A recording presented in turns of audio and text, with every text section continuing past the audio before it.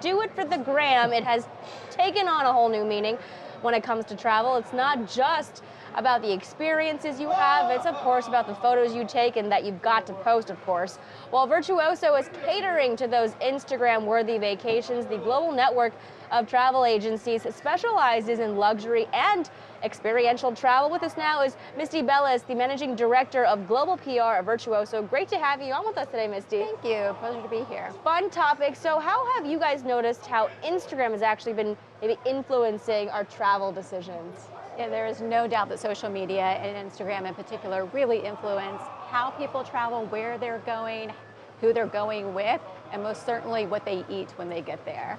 But you know, people can go through Instagram, they can save photos that they like, and they're actually sort of building the itineraries around those saved photos. And you can see like a direct correlation between what's the top sort of Instagram theme or location with the plans that are coming in requests for you guys. Yeah, absolutely. What we see is a strong correlation between our top Instagram posts and where we're sending travelers. So Italy does very well, both on Instagram. It's also the #1 destination where we send travelers. Greece does very well. Antarctica for the more extreme destinations.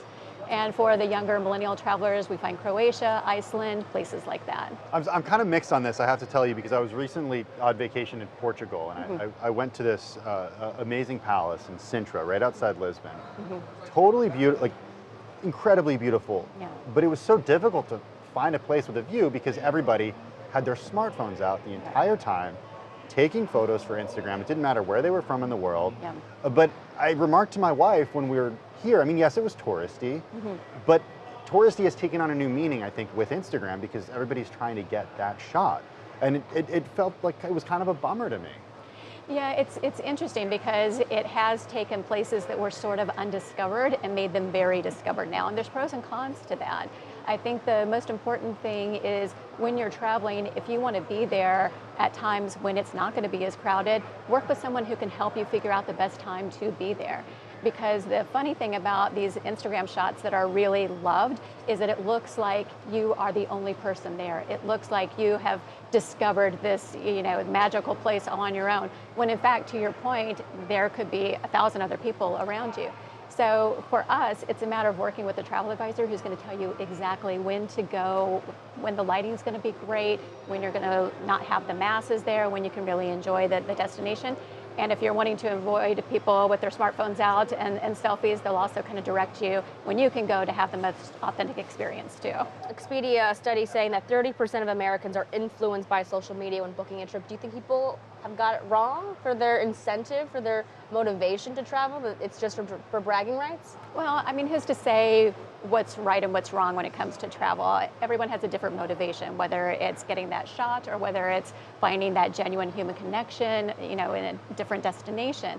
I think it's really how you conduct yourself as a traveler that matters. Right. And so that's the key right there. Be respectful as a guest in somebody else's country. Be respectful to other travelers. What about the balance between, we've seen stories recently over the past few years as people have been interested in building up their Instagram and social followings about doing dangerous things, and there have been some deaths of people doing dangerous things while they're trying to get the shot. Right. Weigh in here on how you're seeing that play out. You know, I think with anything you have to be, you have to kind of keep your wits about you when you're traveling, whether that is making sure you're not getting too close to the edge or whether it's making sure that you're aware of, you know, anything in the destination, whether it's crime, anything else. So you just have to be an aware traveler.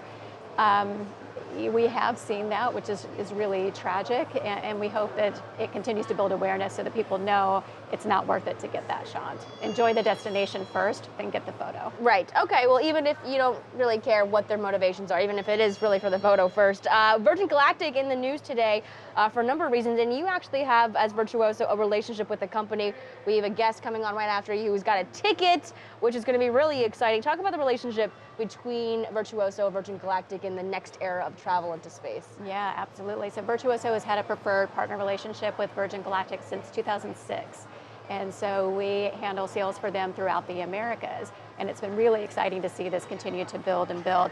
That's the hottest ticket right now because you can't get another one.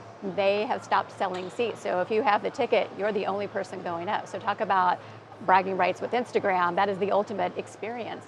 And then today they just announced the new spacewear that they've designed with Under Armour as well. So you're going to be one of 600 people who get to actually don that outfit. That's a pretty cool shot right there.